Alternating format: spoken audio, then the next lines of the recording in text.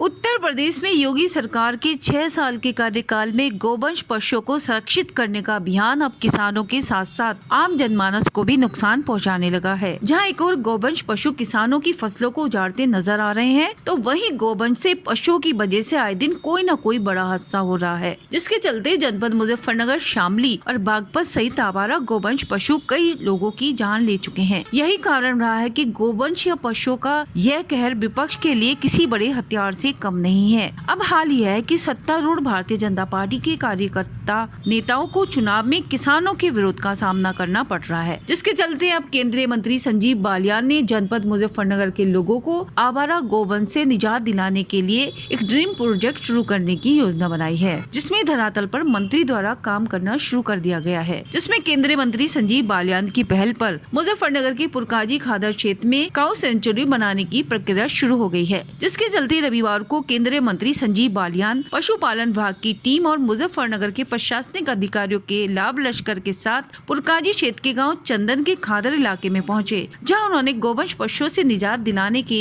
नए प्रोजेक्ट के लिए लगभग 800 बीघा जमीन चिन्हित की है। केंद्रीय मंत्री संजीव बालियान ने बताया कि इस समय गोवंश पशुओं की शिकायत ज्यादा आ रही है, जिसके चलते केंद्र और यूपी सरकार के सहयोग से पुरकाजी के खादर क्षेत्र में काऊ सेंचुरी बनाने का निर्णय लिया गया है, जिसमें आसपास की ग्राम पंचायतों, यूपी और केंद्र सरकार के सहयोग से लगभग 5000 गोवंश को इस काऊ सेंचुरी में शिफ्ट करने की योजना बनाई गई है और उन्हें उम्मीद है कि 6 माह के अंदर जनपद मुजफ्फरनगर के वासियों को गोवंश से निजात मिल सकेगी। वहीं 3 महीने में करोड़ों रुपए की लागत से यह काऊ सेंचुरी तैयार होकर सरकार और प्रशासन को मिल जाएगी। वहीं काऊ सेंचुरी से खादर क्षेत्र में रोजाना के साथ साथ डेवलपमेंट भी हो सकेगा।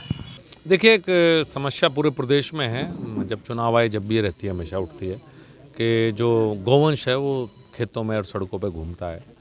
और 2022 के चुनाव में काफ़ी बड़ा मुद्दा भी था और माननीय प्रधानमंत्री ने आश्वासन भी दिया था प्रदेश की जनता को कि इससे हमें छुटकारा दिलाएंगे।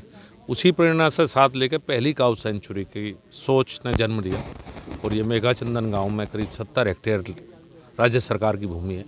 इस पर काऊ सेंचुरी बनाने का विचार आया है। भारत सरकार का पशुपालन मंत्रालय इसमें जो शुरुआत में फंडिंग होगी, शेड बनाना, बायोगैस प्लांट लगाना, यहाँ रेजिडेंस बनने हैं, यहाँ और बहुत तरह के इंसिनेटर बनना है, ये सब सुविधाएं भारत सरकार शुरू में बना के देगी और इसे चलाने का काम प्रशासन और प्रदेश सरकार का होगा। 30 रुपये योगी जी ने आने के बाद किया था, प्रति गोवंश जो रहता है उसे 32 रुपये का नया शासन आदेश आया कि ग्राम पंचायतें देंगी। मुजफ्फरनगर में जितनी ग्राम पंचायतें सबके पशु होंगे तो स्वाभाविक रूप से सबका सहयोग रहेगा और एक स्वयंसेवी संस्थाओं का हिस्सेदारी इसमें रखेंगे। जो अच्छे लोग हैं, जो गोवंश से प्यार करते हैं, जो सेवा करना चाहते हैं, वो सब लोग मिलकर इसे काऊ सेंचुरी को चलाएंगे और कोशिश करेंगे काऊ सेंचुरी ऐसी चले कि लोग देखने आए।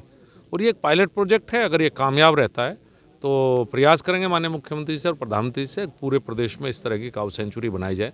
क्योंकि एक दिमाग बहुत ध्यान में आया है कि जो छोटी छोटी गौशाले बनी हैं उनसे इस समस्या का हल नहीं हो पा रहा।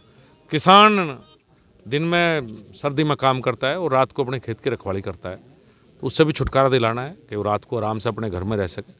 तो मेरा लक्ष्य यही है कि 3 से 4 महीने के अंदर ये बन जाए और अगले 6 महीने मुजफ्फरनगर जनपद में कोई भी गोवंश कहीं सड़क, खेत या कहीं बाहर ना दिखाई दे। सभी इस काऊ सेंचुरी के अंदर ये शुरुआत है। क्षमता कितनी होगी? अभी 5000 की हमने जो बनाएंगे शुरू में 5000 की है और 5000 स्टैंडर्ड है, थोड़े ज़्यादा ही आ सकते हैं। आप समझ सकते हैं कि सरकारी उसके हिसाब से थोड़ी जगह ज़्यादा रखी जाती है। तो शुरुआत की जो बनाने की है वो 5000 की गोवंश की हम बना रहे हैं। शुरुआत है कि यहाँ रिसर्च प्रोजेक्ट भी आ सकते हैं। काऊ सेंचुरी होगी तो ब्रीड इम्प्रूवमेंट के काम भी हो सकते हैं। तो बहुत से नए नए प्रयोग भविष्य में यहाँ पे होने की संभावना है।